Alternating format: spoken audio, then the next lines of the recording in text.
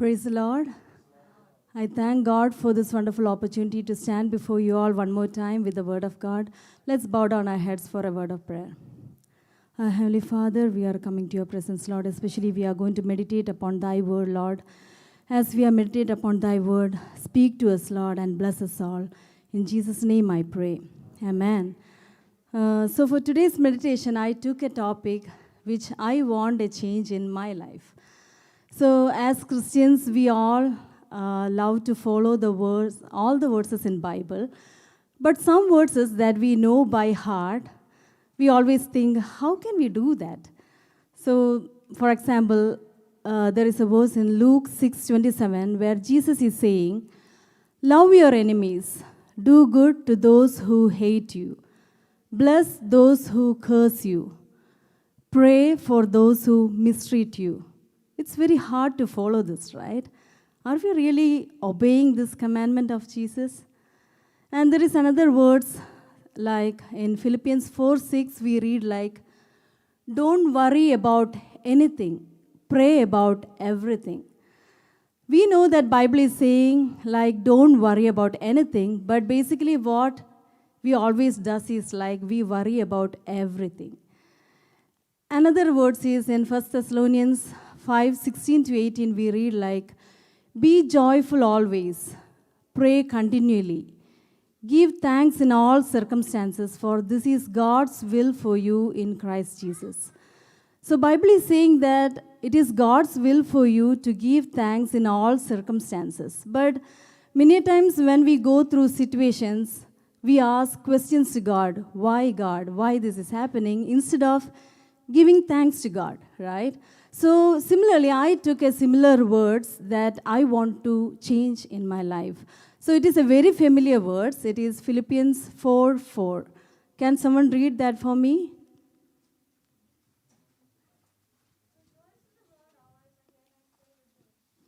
Yes, here Paul is saying like, rejoice in the Lord always. I will say it again, rejoice. Since Paul is repeating the words rejoice, it means like it is not an option, but it is a commandment. Just like a commandment, he is saying like rejoice in the Lord always. And he is not saying like to rejoice in your wealth or in your health or your money or your possession or your job or your education. Nothing like that. He is saying like to rejoice in the Lord always. And this message, actually Paul is writing from prison. We know that. So then it is so clear that he is not even looking into any of his circumstances and saying to us like, rejoice in the Lord always. And this very message we always hear, right? This is a very common message we always hear, like rejoice in the Lord always. Even if you remember in our last last month's English service, we heard from the preacher like rejoice in the Lord always. And he explained like rejoicing, the word rejoice is entirely different from the word happy. Happy is something like a peripheral feeling that we have. It is momentary. But rejoicing is like something that is coming from within us, that is irrespective of the circumstances that we are going through. Still that feeling will be there within us, even though we are going through bad situations or happy moments, that rejoicing will be within us. And he illustrated it with a very good example. He said that just like a jar is overflowing from a continuous source of water, it's the same way is rejoicing happening in our life. Like we will receive the strength from the Lord, and that strength will overflow from us, and that joy will overflow from us into the surroundings that we are in. So we all clearly know what is rejoicing and what is the meaning of that. But the question is, are we able to rejoice in the Lord always?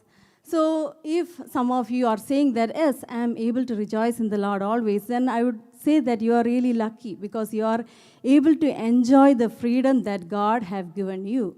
But if you are a person who is saying that, no, I can't rejoice in the Lord always, then I would like to encourage you by saying that you are not alone. Because when we read Bible there, we can see even many strong prophets, they also went through a state of depression where they cannot rejoice in the Lord always. For example, in 1 Kings 19:4, there we can see the prophet Elijah is going through a fearful situation and he is praying to God. I have had enough, Lord. He said, take my life, for I am no better than my ancestors who have already died.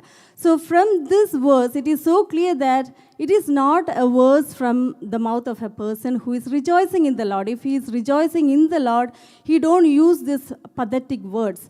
But Elijah was going through a state of depression. He was not able to rejoice in the Lord. But what happening is God is not sending an angel to punish him, but instead God is sending an angel to comfort him. So today when I am saying this message, if any of you is going through a state of depression, you are not able to rejoice in the Lord, I would like to encourage you that our God is a God of comforter. He can comfort you. He can bring you out of any difficult situation, whatever situation you are going through. There is nothing impossible for our God to work it out. Okay, so submit yourself before God, and just like he worked for Elijah, just like he did in the life of Jeremiah, there are so many prophets who were strong in God but still went through depression, but God brought them out. So God will work out the same way in your life also. And also I would like to say that it is your privilege to rejoice in the Lord, and no need to wait for anybody else to come to you and encourage you and to say that you need to fill in that joy.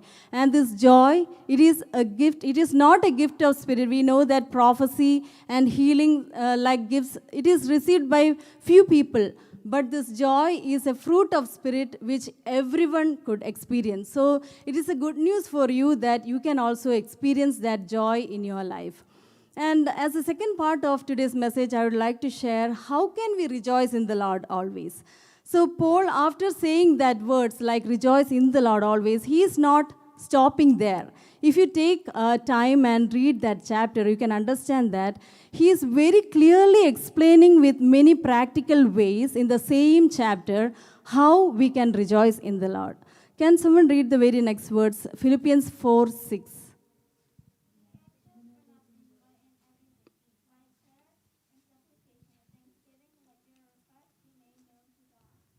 Yes, in these words itself, Paul is sharing two practical things that we can do through which we can rejoice in the Lord always. The first thing is like you need to pray. So there is a part that you should not do, but the thing that you should do is like you should pray about everything. So prayer is a very important thing for you to rejoice in the Lord always. Even if you look into the life of Jesus, we can see in many verses, Jesus prayed. He talked to his Father. Even in his busy schedule, even after all the ministries, he took time to talk with Father. Especially in words Luke 6:12-13, there we can see that after all his ministries, he went on to a mountain to pray, and there he continued in prayer all night. It is not for an hour or few minutes. He spent all night in prayer to God. And after that, we read like he selected his disciples. So before he chose his disciples or before he did any major miracles, he prayed to God. So if that is the case, if Jesus took time for prayer, really prayer is very important in our life. So personal prayer is a time where we get filled and experience the fullness of joy. In one previous example, I mentioned like rejoicing means we are getting filled and then getting overflowed, right? So in our personal priorities, in our personal prayer, we get filled and we will get that fullness. Only if we get that fullness of joy, then only we can overflow. That's why in Psalm 16:11 it says that in your presence there is fullness of joy. And when we are filled, we can use that into others, or that joy can be spread to all the people that are surroundings. So by any means, you should find time to spend in the presence of God. So that is a major thing for you to rejoice, to continuously rejoice in the Lord. And the second thing that Paul is saying in the same words is like, thank him. Thank him for all that he has done. So whenever we come into the presence of the God, basically what happens in my life is like I will be having a list of complaints or burdens that I need to share with God. But nowadays God is making me to try it out the other way. Instead of coming with a list of complaints, you can also try this out. Come to the presence of God. Whatever be the situation, you should be having a list of complaints. So many things you have to share to God about your burdens, but leave all those lists aside. Start counting on your blessings.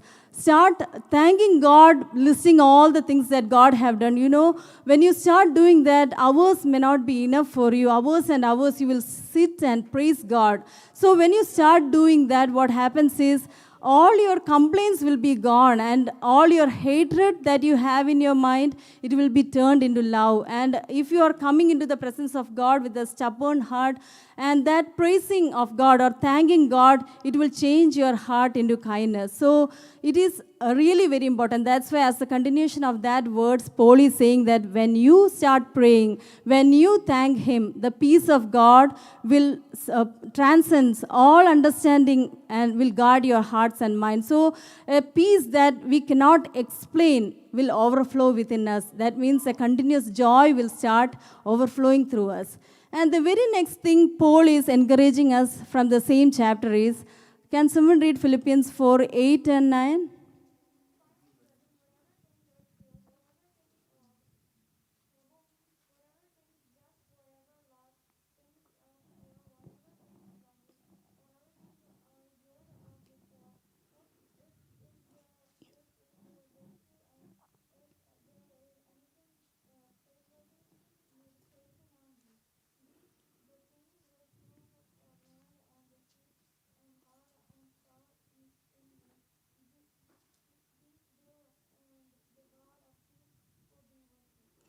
So, how beautifully Paul is saying the things that we need to think about. Actually, our thoughts have a great impact on our rejoicing in the Lord. And here, Paul is saying that whatever is true, that means like there can be many things that is going on around you which is not true, which is impure, which is not right, which you cannot adjust. So many situations, like in your workplace or whatever situation you are, there can be many things that is going on around you. But Paul is saying that you go search and find whatever is true, whatever is noble. Whatever is wrong, you ignore that, but you search whatever is right, whatever is pure, whatever is lovely, whatever is admirable. A lot of things Paul is saying, whatever is excellent, whatever is praiseworthy, you find out those things and think about such things.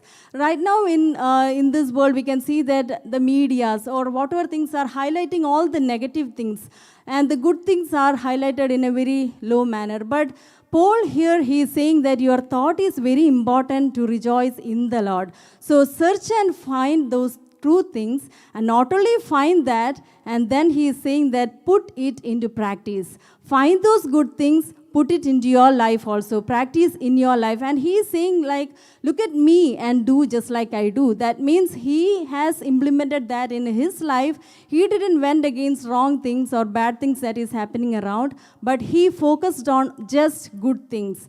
So it is up to you to keep your happiness, it's going flowing. So don't block your happiness on thinking about someone else.